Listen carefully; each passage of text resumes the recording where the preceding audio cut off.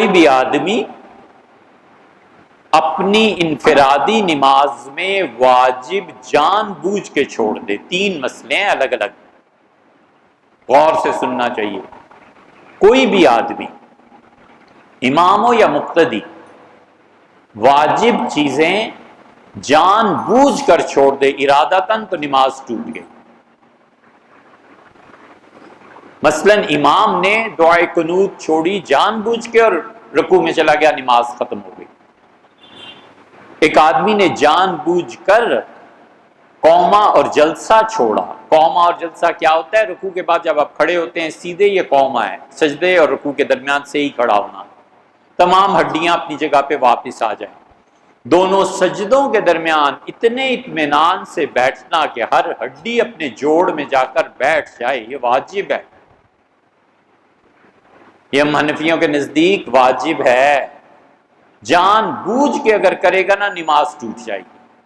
ذرا سا کھڑا ہوا رکوع سے اور فوراً سجدے میں چلا گیا، جان بوجھ کے کیا ہے، نماز ٹوٹ گئی۔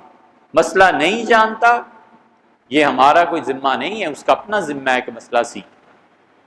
حضرت ابو حذیفہ رضی اللہ عنہ بیٹھے ہوئے تھے اور انہوں نے ایک آدمی کو نماز پڑھتے ہوئے دیکھا جو رکوع سے سجدے میں چلا جاتا تھا، ذرا سا اٹھتا تھا، اور ایک سجدے سے ذرا سا اٹھا اور دوسرا سجدہ کر دیا۔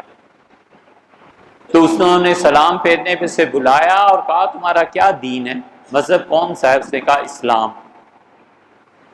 فرمایا یہ نماز اسی دین میں پڑھتے ہو؟ اس نے کہا جی۔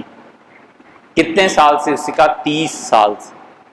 انہوں نے کہا ابو حذیفہ تمہیں گارنٹی اور ضمانت دیتا ہے کہ 30 سال سے تو تمہاری ایسی نمازیں نہیں ہوئی، باقی آئندہ تمہاری مرضی ہے۔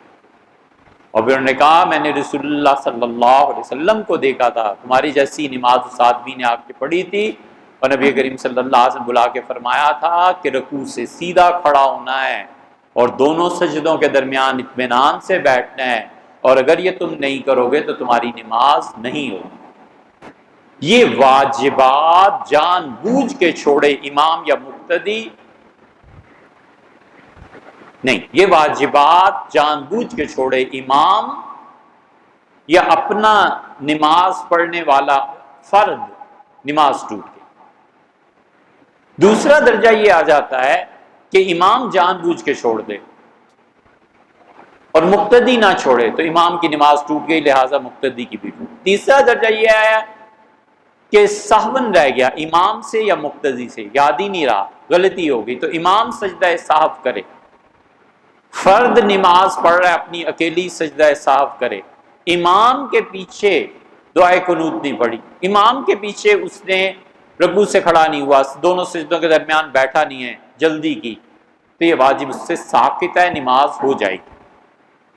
مقتدی کی نماز فرض پہ ٹوٹتی ہے، فرض کے ترک سے، واجب کے ترک سے نہیں ٹوٹتی، اور امام کی نماز اور مفرد آدمی نماز پڑھنے والا، اس کی نماز جان بوجھ کے ترک واجب پہ ٹوٹ جاتی ہے، اور اگر ترک واجب غلطی سے ہو گیا ہے تو سجدہ سہو اس کا حل۔